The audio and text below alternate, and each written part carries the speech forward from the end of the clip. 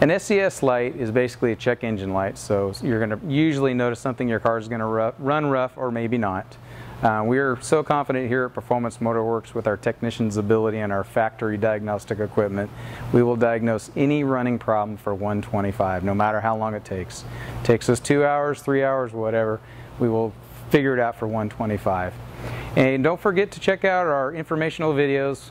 We've got quite a few. If you need to reach us at 916-259-3931.